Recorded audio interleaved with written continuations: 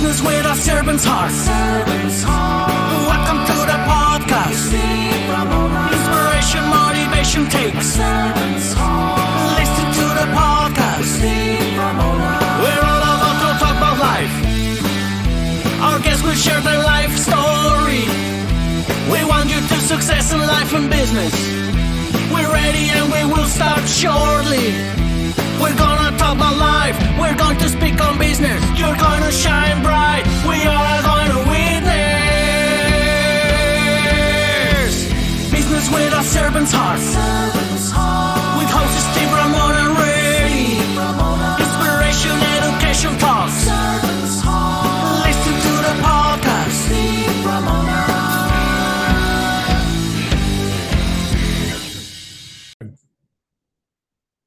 Welcome, everyone, to Doing Business with a Servant's Heart podcast. I'm your host, Steve Ramona. I am fired up to have you join us today. Just spending 5 or 10 minutes with a guest today. You're going to love him. But you know what? He has a servant's heart coming from a legal background and military. We're going to talk all about that. We developed this podcast to teach you, educate you on the idea of a servant's heart in your business and your life. I know it's doing business with a servant's heart, but you could put doing life with a servant's heart. And our guests are going to motivate you, inspire you, and educate you how to take the servant's heart and how you can make an impact and change in the world and in your own little world. Your homework today is to do that, to think about how after you listen to this great show, you're going to serve yourself and serve others and what impact you want to do with that and create today. Don't wait till tomorrow. Let's start today. I want to thank my wonderful guest or sponsor, Pantheon.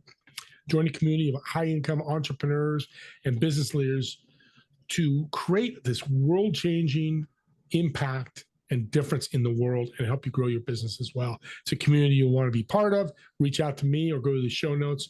You get all the information for that. With that being said, I want to welcome my guest. Brian, welcome to the show. Steve, it's absolutely a joy and a pleasure to be on your show. And I got to tell you, your focus on service is it's a big deal to me. It's become a big deal. I started my own podcast about during quarantine, so I guess 5 years ago now. I've had a chance to interview almost 100 military leaders, government leaders, New York Times bestselling authors, coaches, athletes, stuff like that. And the number one thing I've found, so all of these great leaders, if you pay attention, you see patterns, right? And the number one pattern I've seen is good leaders are servants. Leaders focus on serving their people. So your whole podcast is about that, and I'm really looking forward to talking about it today. It's fantastic. Coming from a lawyer, guys, this is a lawyer talking about that. We talked about before the show, not kind of part of their DNA a lot of the time, but we're going to start here, and hopefully you can change that. Talk about the story you're telling about your mom and how everything changed in your life with your mom. When I was 5 years old and my brother was 3, we were living in upstate New York, Plattsburgh Air Force Base. My dad was an Air Force captain, and he had flown 200 combat missions over Vietnam. In fact, he was flying combat missions when I was born. I didn't get to see my father until I was almost 6 months old. My mom had to get on a military transport plane and fly from upstate New York all the way to the Guam Islands in order to bring 6-month-old Brian to see Ed Beckham, his dad. But in any event, my mother was an Air Force nurse, and this is back in the late 70s. She did self-mammograms, which every woman does now, or at least they should, but it was pretty rare back then. And she noticed she had some lumps in one of her breasts. She went to a military doctor. He said, "Don't worry about it. They're just cysts." It got worse. She went back 6 months later. He said, "Don't worry about it. It's just cysts." This happened 3 or 4 times over the course of 2 years. By the time they did they actually looked into it, she had stage 4 breast cancer. It spread to her lungs. They said, "You got 6 months to live," and she made it 5 years. But during that time, it was a very, very difficult battle. My dad is working full time as a major in the Air Force. I think he ultimately became a lieutenant colonel, but he's raising my brother and I. He's taking care of my mom, who's incredibly sick, losing her hair, breaking her pelvic bone. I mean, just as bad as it can get. And anyway, and I didn't know this at the time, Steve, because I was too young. I found this out probably 10 years later. But my dad hired a lawyer from upstate New York to represent my mom in a medical malpractice case against the United States government. Anybody that's had cases against the government knows they're basically impossible to win unless you get a really, really, really good lawyer, really good facts. My dad and the lawyer won, and it wasn't a huge settlement, but it was enough to where my dad on a military salary was able to help pay for my brother's college without us going into debt, and me to go to law school without going into debt. And I think subconsciously that's what drove me to the law, because I saw firsthand how big of a positive impact a lawyer could have on a family like mine. And so I've been kind of trying to recreate that for the past 25 years of my career. Like I tell people the best present that I can get as a lawyer is when I get a letter from a 13-year-old girl I've represented 5 years after the fact when she graduated from college, telling me the reason I was able to go to college is because of the settlement you got me. And then I get another letter from her saying, hey, I'm going to law school and I'm able to pay for this because of the settlement that you got me. And then she graduates and becomes a lawyer. And I get another letter from her, hey, Brian, I'm getting married and I'm working as a lawyer. Like, that's the absolute best, most fulfilling gift I can get. And I tell you, and I hate to say this because I've got a lot of really good friends on the defense side of the docket, but you don't get letters from insurance companies like that, and you don't get letters from big corporations like that. You get letters from moms and dads and uncles and aunts and kids, and that's really at the end of the day why I do what I do. What a gift, and what a story! And it's, as I'm listening to your story, Brian, I'm got goosebumps, because if it was this today, your mom, she'd have been recovered. Or Yeah. again, if the doctor had done right, and we don't want to always blame time, because of course, medical healthcare wasn't the same. Yeah. Why are not most lawyers like you a servant? I think people go into law school for the wrong reasons sometimes. So, I studied computer science and philosophy in undergrad, and I've been saying this for quite some time. People are like, why'd you go to law school? And I say, well, I sat behind a desk in a computer lab for 4 years with a bunch of nerds, and I didn't want to do that my whole career. And so what do I do now? 25 years later, I sit behind a desk and a computer screen with a bunch of nerds. But I went to law school because not only because of my mom's experience, but when I was in college, I was in the Corps of Cadets at Texas A&M. I was in a very high-ranking position, such that I was able to help a lot of other students and cadets. And I got to be honest with you, from a selfish perspective, it made me feel good to be able to help people. And so I went to law school, and I went to University of Texas Law School. I have no lawyers in my family, didn't have anybody to talk to. Where should I go work? What should I do? Everybody at Texas Law School that made good grades went to a big law firm. So that's what I did, because that's what I thought everybody was supposed to do. But really, really quickly, I learned. In fact, I had this case against this young black plumber. I was representing the insurance company. He had been hurt. I lost the case. I gave him the settlement check, and I remember thinking how happy I was about giving him this check, right? And I immediately said, I'm on the wrong side of this, so I left that firm pretty shortly thereafter.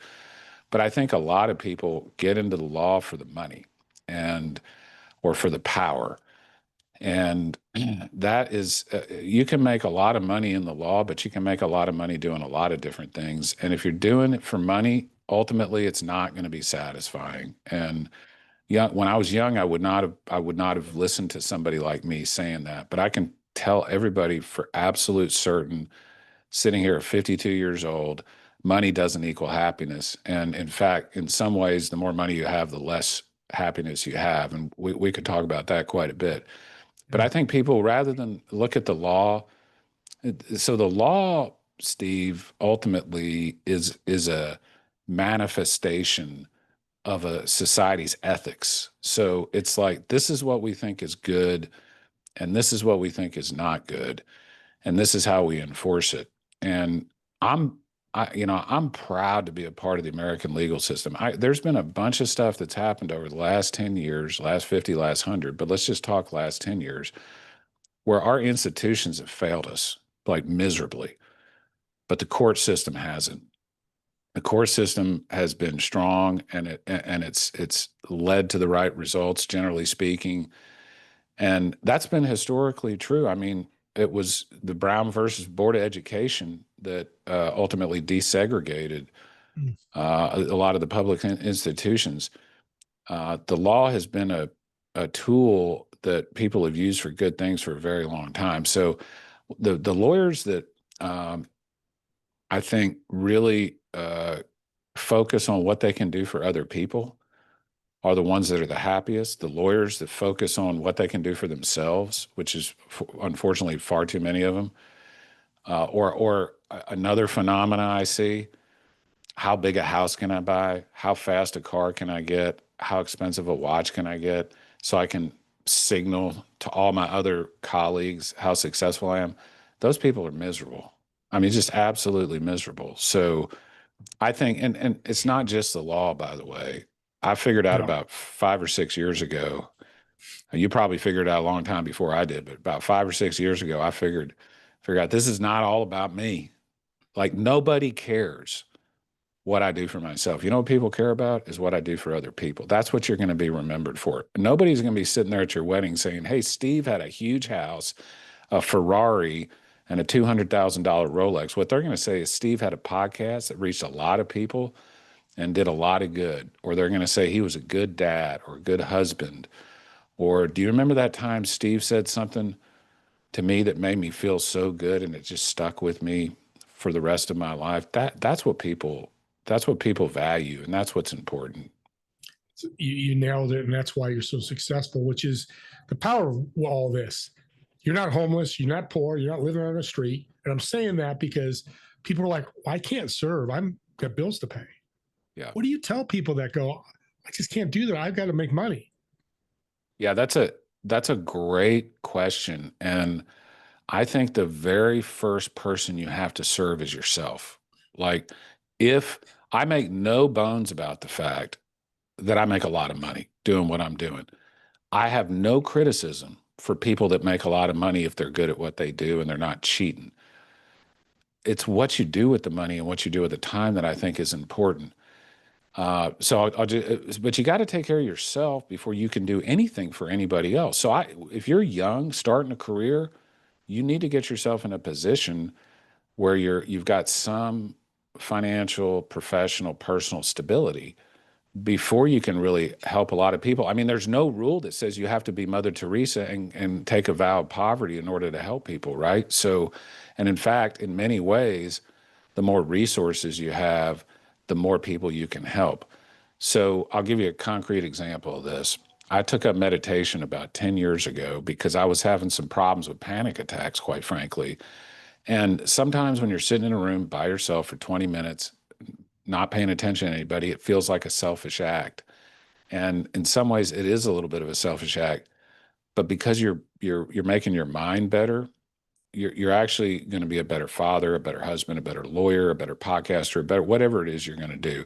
So you got to take care of yourself first. I see a lot of people. In fact, I think there's a psychological condition called codependency or something like that, where people are so focused on others that they forget to take care of themselves. So the first person you should serve and take care of is yourself, because if you don't do that, you're not going to be able to do that for anybody else. Well, first you look 40, so I'm surprised you're 52. I'm going to put it out there. It's now recorded in public. I love you. I love you. All this you're talking about, coming with a legal and military background, is so powerful. But I say in the beginning of my show, serve yourself first and serve others. So Yeah. Thanks for repeating that, because I used to serve all the time and thinking, I'm not growing because I'm not asking. Yeah. Here, let me help you. By the way, can you help me? It's perfect, natural for people to do. I heard you say that at the beginning of the show, and I thought, man, that is spot on. You gotta serve yourself. You gotta take care of your own emotional, spiritual, moral, financial needs in order to be stable and wise enough and calm enough to help other people. And I think some people forget about that. They try so hard to help other people that their interior lives are kind of messy. So anyways, I really did hear that, and I thought it was spot on. Yeah, and thanks for repeating it in a great way that you did. Interesting with the military. You in Texas A&M, go Aggies. Told me the story. I was out there. Giga Maggies, not go Giga Aggies. Maggies. Giga I Maggies. forgot Yeah, that. that's My okay. friend he's going to hear this go, oh, he'll come up and Yeah. text me, which is okay. Yeah. But I told you I love the military. If I had a company, 50% of my employees. You have family, and that was part of it. You lived it at Texas A&M. How did that help you become more of a servant and a better person? I think, this is going to sound political. It's not. It's an observation. But I've been saying for 10 years, in many ways, the military is the largest socialist organization in the country. What do I mean by that? That means that unlike the private industry where everybody's kind of competing against each other, if you're better or worse, you might advance through the ranks more, you might get paid more. The military is not about individuals. The military is about a common mission. And so you basically sacrifice your own ability to make significantly more money than your colleagues. You sacrifice your own greed. You become part of a team that's focused on a larger mission. And I think that is absolutely terrific training for just about anything you want to do. I actually have a rule. You're talking about hiring half military people. I have a rule at my firm that if you played sports at a high level, or you were in the military, or you were in the Corps of Cadets, you automatically get an interview. I don't even need to know anything else. That doesn't mean you're going to get a job, but you are going to get an interview, because I know if you've gone through those experiences, you've gone through something difficult, you've gone through something with teammates, and you've been able to overcome obstacles. You have some confidence. And so for me, the military is about teamwork. It's about allegiance to something greater than yourself, like a mission that's greater than yourself. And over the last 20 years or so, unfortunately, I think the U.S. military has lost its weight just a little bit in terms of the warfighting aspect of it. It's become a little too politicized for my taste. I think we're kind of heading back in the right direction. But it's also about being tough and being and I'm not just talking about physically tough. Talking about being mentally tough. If you can make it through basic training or officer candidate school or BUDS training, that tells me just about everything I need to know about your mental toughness, Yep. Well, you opened the door about sports. Yeah. I agree with you totally. That's the other part of it. Anybody that was highly successful in sports. Look at Michael Jordan. Yeah. Hell of a business guy. Andrew Iguodala, who played here on Golden State Warriors, he's one of our top business guys around here, funding companies and growing. The sports background that you had, what did you learn about leadership from these sports? The big thing, so I played basketball, and then I played basketball up through college, played in college at Texas A&M. And the thing that I learned most from sports is, and I'll never forget, my high school basketball coach drilled this into my head, one of the top 3 influences in my life. My dad, my high school basketball coach, and a lawyer mentor of mine. My high school basketball coach convinced me that I could do anything I wanted to do if I worked hard enough and didn't quit. So that's really, to me, that was the lesson that sports gave me. The other lesson that it gave me, and I noticed this recently, I started jujitsu at 47 years old, and it's been the best thing I've done in the last 10 years. And I am just addicted to it. And a couple of years ago, I was thinking, man, what is this? Why am I so addicted to it? And I finally figured out it's because it's like going back to my core and my sports experience. I'm a member of a team. I'm going through something super duper hard that everybody else in my team is going through. And so you build these relationships and these friendships that you can't get really anywhere else when you go through really hard things together with like-minded people. So to me, sports is about setting goals, overcoming challenges, and going through hard things with people that end up being your best friends. You said team multiple times, and that's what business is all about. You have a team, your law firm. Yeah. You don't fit the team, or you don't do boot camp and make it, you're going to get cut. I'm not going to go old school about these trophies and participation. I won't go there because I think there's so many lessons. We're coming to the end here. Somebody listening is either going to go into law school or thinking about it, or is a brand new 2-year lawyer. What is a tip you'd give them to be where you're at? Not just successful lawyer, but a servant lawyer. I would say, and I'm gonna cite my third mentor, a guy named Ben Glass, and Ben told me very early on, design your life before you design your practice. So what most people do professionally is they have a job and then their life gets filled in around their job, right? Ben said you should do the opposite. Ben said, figure out what you want your life to look like and then design your job around what you want your life to look like. So I did that about 15 years ago. Just like in any profession or business, there's an expectation that lawyers work certain hours, dress certain way, do certain things. You don't take a month off to go to Colorado with your kids. You can't do that. You're a lawyer. Why not? I've been doing that for 10 years. I'm more successful than most guys I know. But Ben gave me the freedom, the mental freedom to say, I can do it the way I want to do it. So the first thing I would tell people that are going to law school is figure out what you want your life to look like, and then design whatever kind of law you want to do, design that around your life. Most people do it the opposite. Most people say, I want to be a criminal defense lawyer, and that if they forget about the rest of their lives. And that's entrepreneurs out there that would just put legal because that's what his expertise is. But if you're an entrepreneur, if you want to work at Apple, I've had friends that work at Apple, but they work 40 to 80 hours a week. He had a heart attack, my friend, 42 years old. Yeah. Is it worth it? And you got to think about that. I love that. That's such a great lesson. Where can we find the podcast? And what's the name of the podcast again?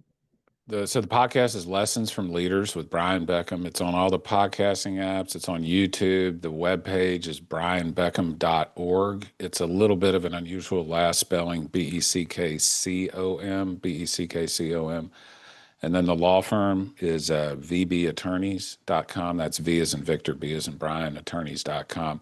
Probably the place I'm most active online is Instagram, Brian Beckham Lawyer. So you'll see a lot of jiu-jitsu related stuff. You'll see a lot of core Texas A&M related stuff, and you'll see a lot of law related stuff. So you're not related to David Beckham, because that's when you first came on, that's what came to my head. I think I actually might be, but so the original Beckham spelling was Beckham, but that was like 9 generations ago. And wow. I am English, and I do have blonde hair, so I think distantly we're related. But I think some of my less educated forebears that lived in Georgia during the Civil War misspelled the name. I actually get that question a lot. Are you related to David Beckham? And I always say, yeah, distantly. He's not leaving me any money in the will, but he hasn't hired me as a lawyer yet. So not yet. Sure. He should, though. He should. I'm good at what I do. Yes, you are. See, that's an audience. What he just said, if you think that's ego, it is. It's empowering greater outcomes. Yeah. So I want, and I'm glad you said that. Real quick, I say the same thing now. I can do great things with a podcast guest. I love to help because it's all tied to our servant heart, our servant mentality. It's not, he's got more money than this kid. Don't scoreboard it. Life is not a scoreboard. Ben Glass told me, he said, if you have a product or a service to sell and you think you're good, your product is good or your service is good, you have an obligation to tell people about it, because otherwise they're going to hire somebody that's not as good, right? I always thought that was kind of good advice, What a great guest. What a way to end the show. Audience, I hope you write that down or listen this over and write that down. Let's end with a fun question. So I've reserved a table at a restaurant for you, table for 4. You'll sit in one of the chairs. The 3 empty chairs, who would you invite, whether dead or alive, and what food would you order for the table? I would, for sure, I would have my mother. So I would have a chance to visit with her a little bit more. I would have Winston Churchill. Absolutely, no doubt about it, for sure. Let me think. The other 2, boy, that is a great question. Oh boy. Man, I don't want to say a lawyer, but there's a couple of lawyers that kind kind of come to mind. I know your background. I'm trying to think of like the people that have really had the most influence on me historically. Winston Churchill for sure. My mother for sure, just so I could say, "Hey, Mom, what do you think? Am I doing okay?" And then, man, let me just give me like 1 second. No, no I'll worries. think of something. That's what I love about this question. Probably David Hume. So David Hume was a British, Irish, Scottish philosopher. I'm really into philosophy, and I might ask Kurt Gödel to join us. I don't know if you know who Kurt Gödel is. Heard the I tell you name. what, I don't know. so Kurt Gödel was a logician and mathematician who essentially proved that no mathematical system is complete. It's called the incompleteness theorem. It's a really fascinating theory, and it has a connection with consciousness. But I tell you what, I'm gonna withdraw Kurt Gödel. I've got my fourth person. It's your table. Do what you want. I want the Buddha to be there.